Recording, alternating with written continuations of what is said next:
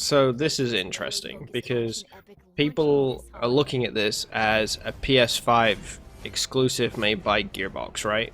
Or published by Gearbox.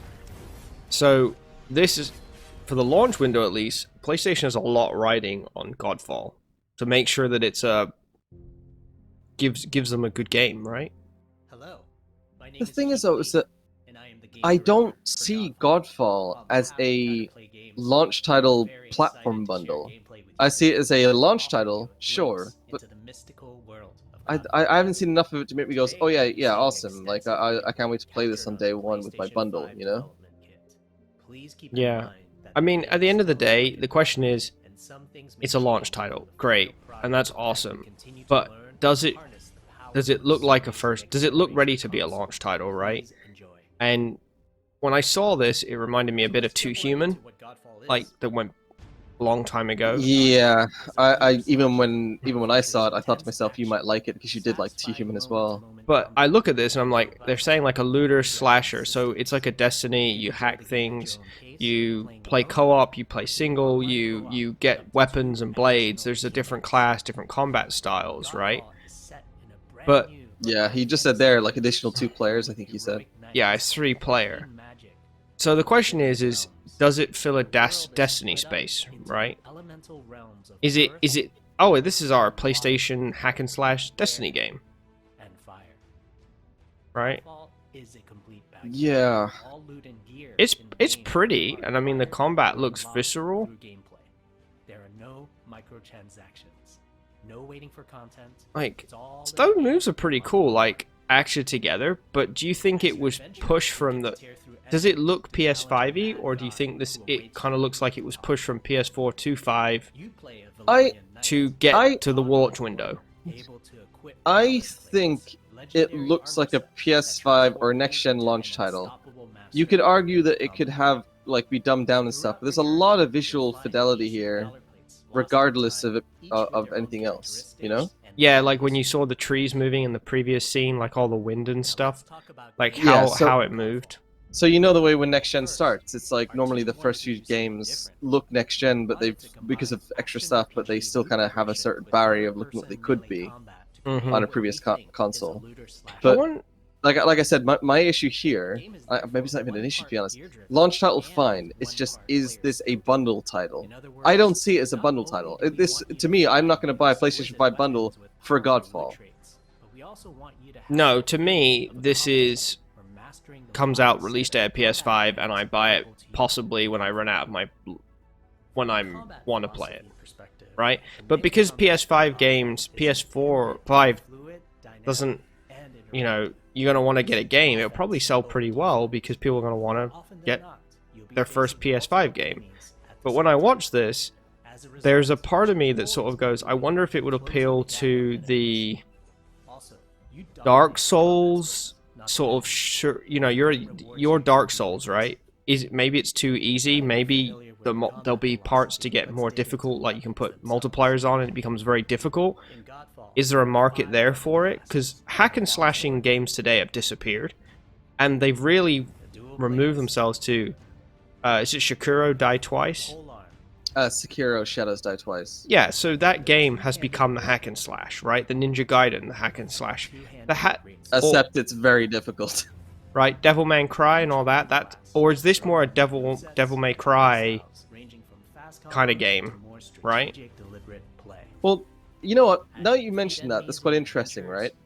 He is blocking, he is attacking, he's doing extra damage. These things are tanking hits, but they've not mentioned any difficulty scaling yet. So for all you know, it could be a kind of arcadey Souls game. I think, and it's not a simple run at slash you win. It could be a arcadey, you have to be good at it to win. No, and I wonder if it's not quite a Dark Souls, but it sits between that and, let's call it, an MMO desert. What's it called? Desert Night? Or what's the MMO game on the Xbox and the PlayStation?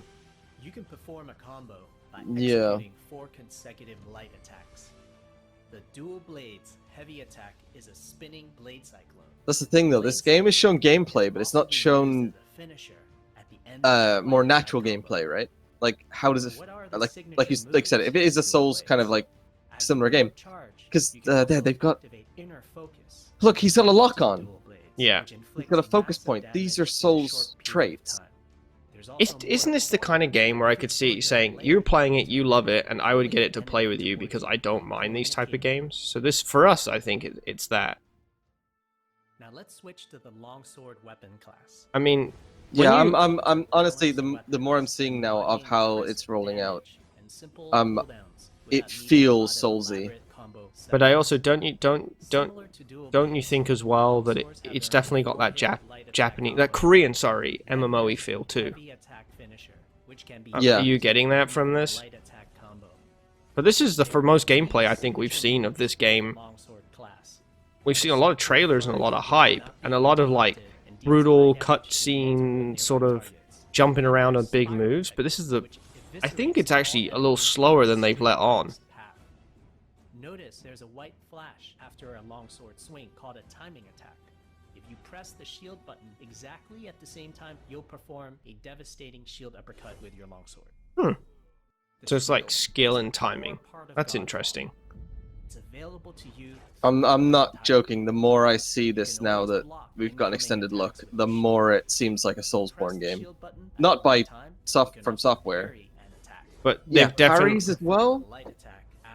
But don't you think that's like a lot of games are going that way? Like the Assassin's Creeds have gone that way. That maybe they're just doing yes, Soulsy but light. The clear differentiator between these games is the difficulty and the way it feels to play.